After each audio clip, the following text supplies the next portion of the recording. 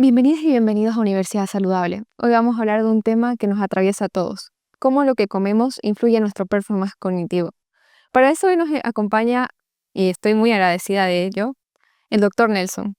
Para quienes lo conocen, aquí en la universidad él es una referencia y con cierto grado de broma podríamos decir que él es el papá de la nutrición aquí.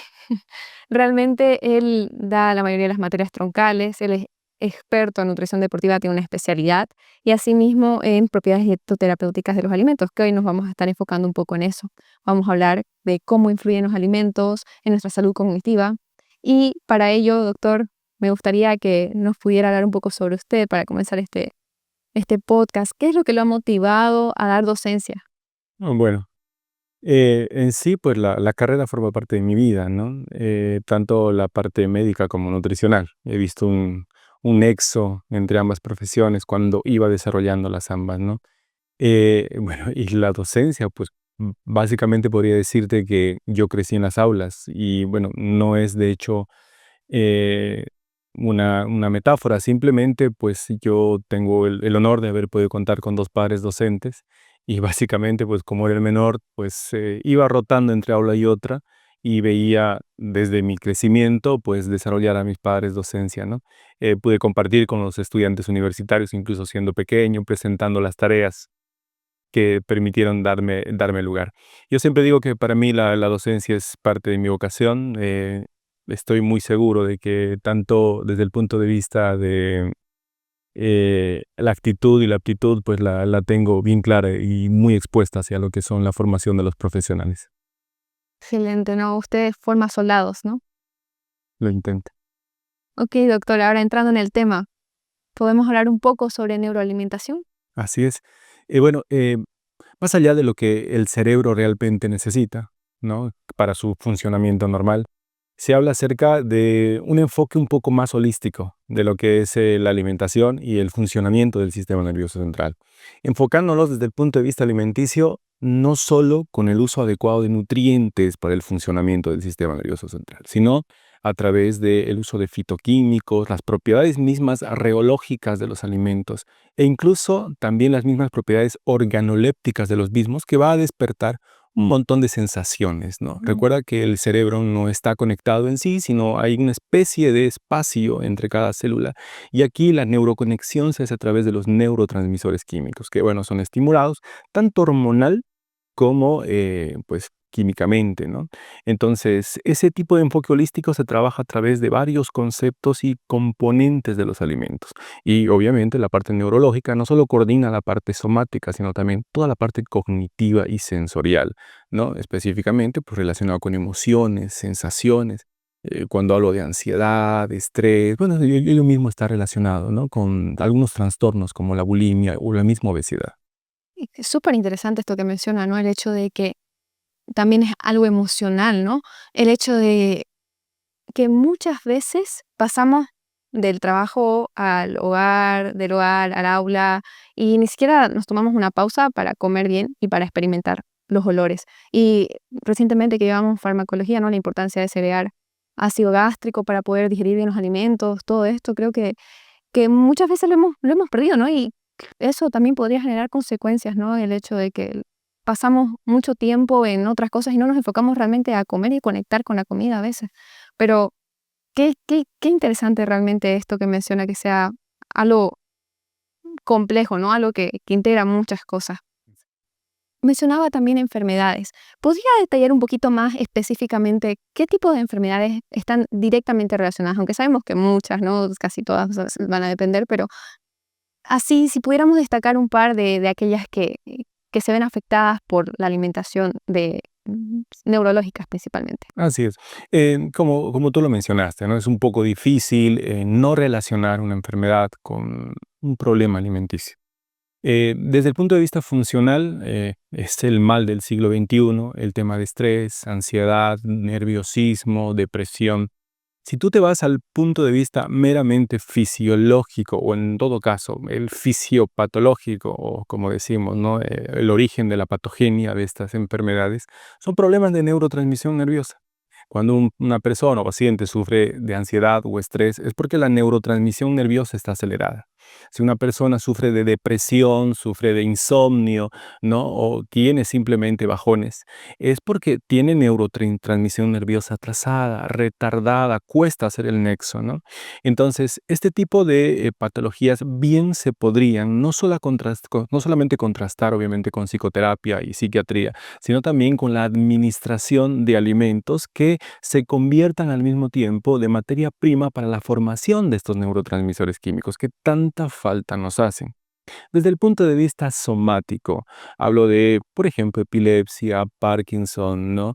O la misma enfermedad de demencia senil o demencia de Alzheimer, que está relacionado con, obviamente, la atrofia del sistema nervioso central, pues sí, también existe una relación desde la formación de las neuronas. Desde que nacemos, nosotros tenemos, digamos así, el derecho, la obligación de administrar ácidos grasos esenciales, como es el caso de los fosfolípidos, que favorecen un buen desarrollo y evitan que en edades adultas pues fácilmente se debiliten las membranas nerviosas. Hablando del Parkinson, por ejemplo, es una debilitación de la principal membrana que envuelve al cerebro, que es la mielina, o incluso la epilepsia, que si bien yo sé que las personas que conocen me van a refutar y van a decir, oiga, la epilepsia tiene otro tipo de enfoques etiológicos, sin embargo, pues los episodios de auras o que desencadenan las convulsiones tónico-clónicas pueden ser bien derivados generalmente por episodios de ansiedad, de estrés, y la alimentación tiene mucho que ver. La alimentación puede ser estresígena, la alimentación puede provocarte episodios de epilepsia, ¿no? Como una relación bidireccional, ¿no? Tanto la alimentación como el estrés, en este caso, pueden una afectar a la otra Y viceversa. y viceversa. Sí, Exacto. sí. Y en ese sentido, también en una de las materias que llevamos con usted nos hablaba del estrés oxidativo, ¿no? Y el efecto que tiene. Y una vez nos mencionó ahí los aminoácidos. No sé si podríamos mencionarlo capaz para los que también que estudian, entrenan por ahí. En este caso, digamos que me imagino que deben haber más situaciones que generan este estrés oxidativo, que además del deporte, ¿no? Pero en el caso de los estudiantes que también están sometidos a altas dosis de estrés, eh, ¿usted cree que sería adecuado que puedan suplementarse para evitar estas situaciones? Bueno, interesante porque en realidad si usted va en realidad a hablar de lo que es la base dietoterápica del tratamiento de enfermedades neurológicas, no va a encontrar mucho, porque de hecho el cerebro para subsistir solo necesita oxígeno y azúcar nada más. Sí. No necesita otra cosa, es una masa cerebral tan compleja, tan difícil, tan inexplorable como el mismo océano, eh, te pide cosas básicas que es oxígeno y azúcar. Pero no es tan simple como parece. Necesitas un flujo sanguíneo constante, ¿no? Permanente, porque el cerebro trabaja a muchas revoluciones energéticas. Solamente el nervio óptico tiene más de 300.000 revoluciones por megas por segundo, es mucho más que cualquier computadora, ¿no? Entonces, ello te pide bastante energía y una fluidez circulatoria muy amplia. Para ello, pues nada, necesitas enfocarte no solamente en mantener fluidez sanguínea a través del consumo de los antioxidantes.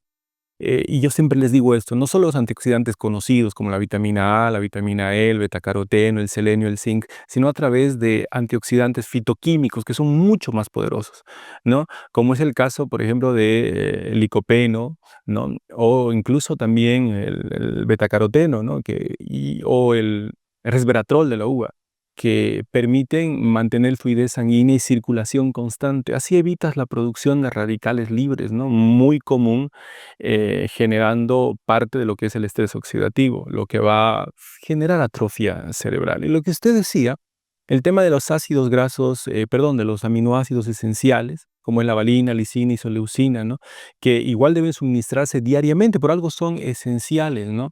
Y lo malo es que a veces obviamos tener una alimentación de calidad con alto valor biológico, ignoramos una dieta equilibrada y fomentamos al incremento de otros aminoácidos en el cerebro, ¿no? Como es el caso del triptófano, el cual incrementa los niveles de serotonina y mantiene el cerebro completamente tenso, ¿no? Mm.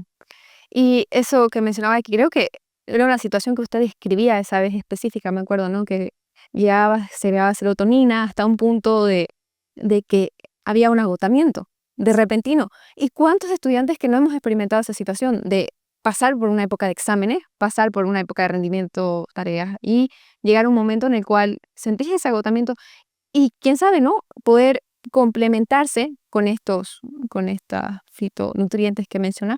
Me gustaría también que nos pudiese mencionar un poco más específicamente en qué alimentos los encontramos, porque bien, muchos están escuchando aquí y dicen, esto me va a salir muy caro. No, de hecho no, ni nada está suplementado, todo es parte de la alimentación natural, ¿no? Es lo que la nutracéutica y los alicamentos que hoy en día se llaman te puede brindar, ¿no?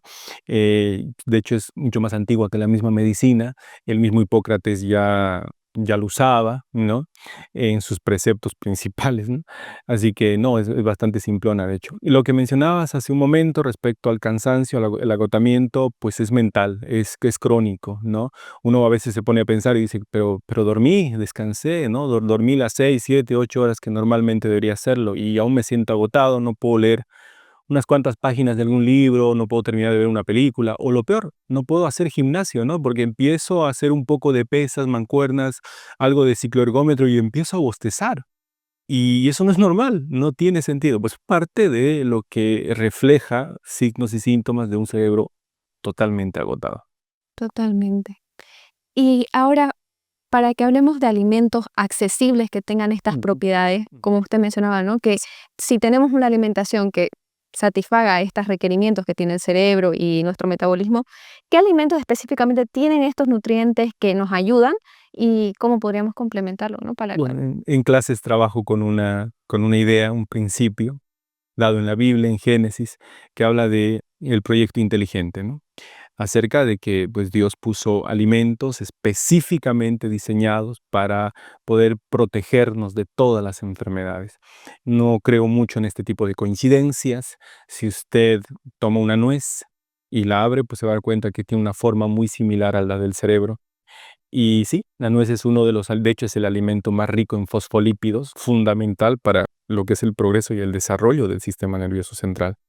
Las nueces aportan una gran cantidad de complejos B, principalmente vitamina B1 y B3, los cuales son materia prima fundamental para la formación de lo que son los neurotransmisores químicos, previniendo todas estas enfermedades que hemos mencionado, ¿no? Entonces, partiendo de ahí, hay como que ideas muy específicas, ¿no?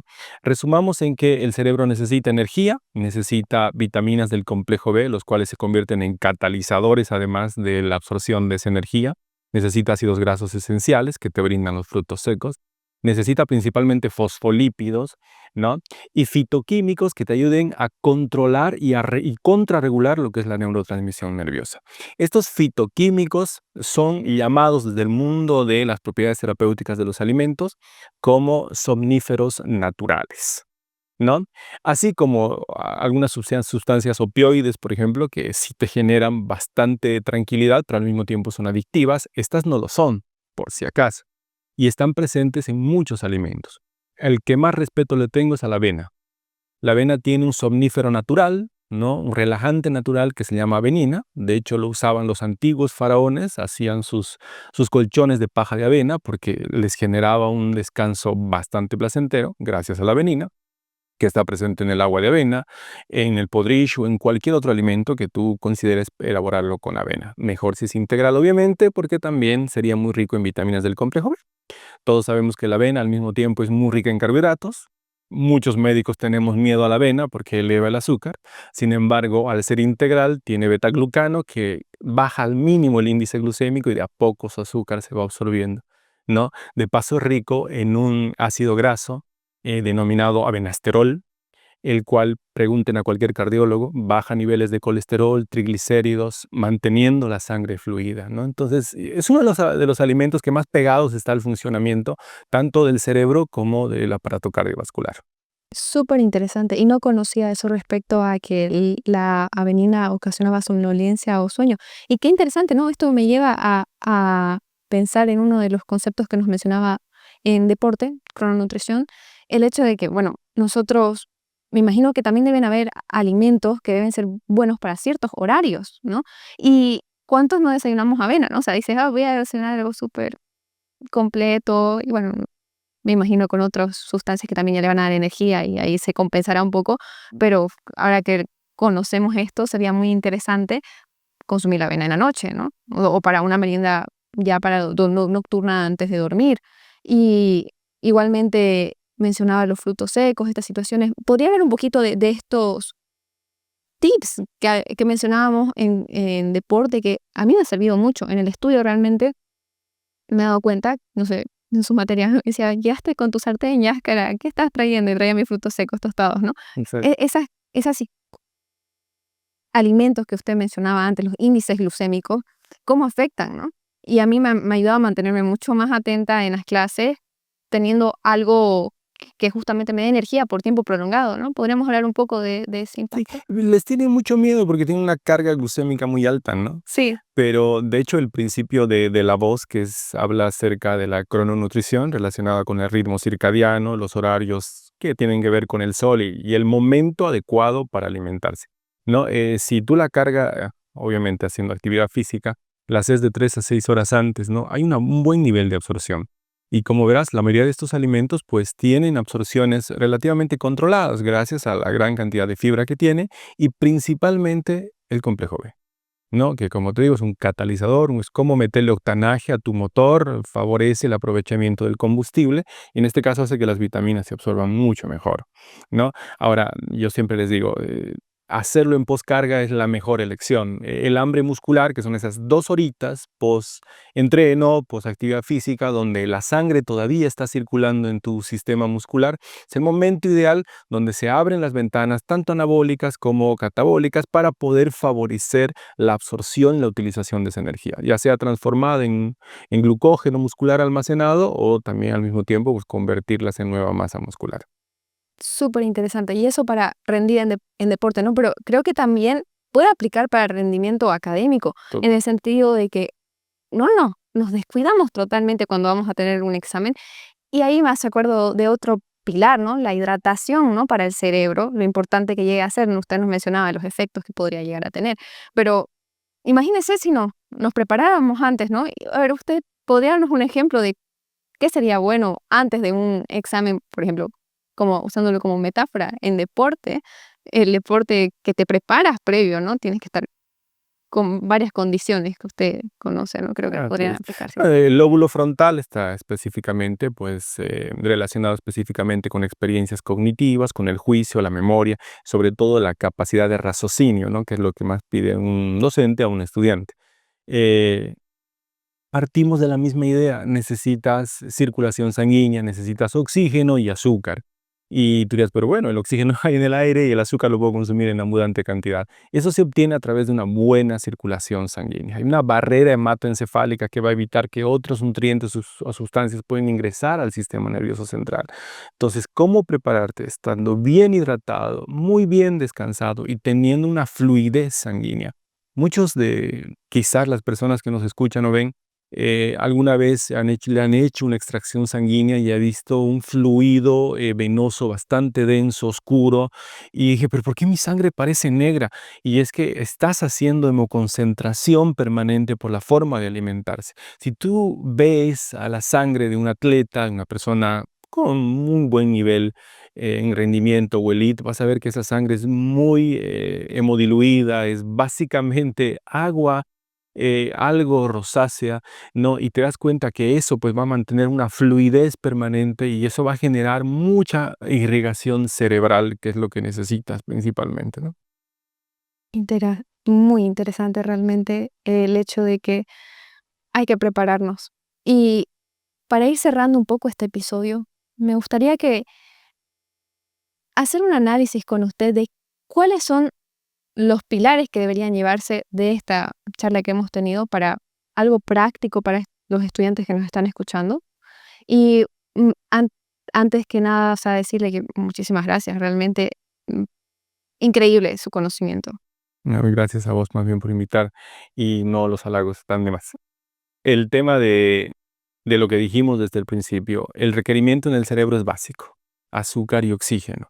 Pero para llevar todo ese requerimiento necesitas una circulación sanguínea fluida, realmente utilizando diuresis permanente en la dieta. La gente malinterpreta el tema de la diuresis alimentaria, ¿no? Porque habla de alimentos que producen más orina y no es cierto, son alimentos que más bien purifican la sangre. Y eso está presente específicamente en la fibra. ¿no? de los alimentos, ¿no? Los ácidos grasos esenciales deben consumirse desde las primeras edades de la infancia. Pues, específicamente recomendamos a partir de los 2 años ya la instauración de los frutos secos en niños, ¿no? El tema de las vitaminas del complejo B son fundamentales porque son materia prima para la neurotransmisión nerviosa y al mismo tiempo son catalizadores energéticos. Los consumimos muy pocos, ¿no? ¿Por qué? Porque frutos secos, pues suele ser un problema adquirirlos acá en Bolivia, o por lo menos por los hábitos mismos, y el hecho de consumir cereales integrales. Vivimos a través de la comida ultra refinada, arroz, papa, fideo, y realmente trabajamos muy poco con estos cereales integrales que realmente aportan muchísimo, ¿no? Y no son tan malos como dicen algunos, ¿no? De hecho, dan energía, pero energía realmente aprovechable. Increíble. Gracias, doctor. Realmente siento que ha sido muy provechoso este episodio. Y bueno, creo que para muchos estudiantes a veces nos cuesta. Creo que en general, no importa de qué carrera seas, te compete alimentarte, ¿no? Para existir. Y incluso existe como este precepto de que los estudiantes de nutrición son los que deberían estar nutridos, ¿no?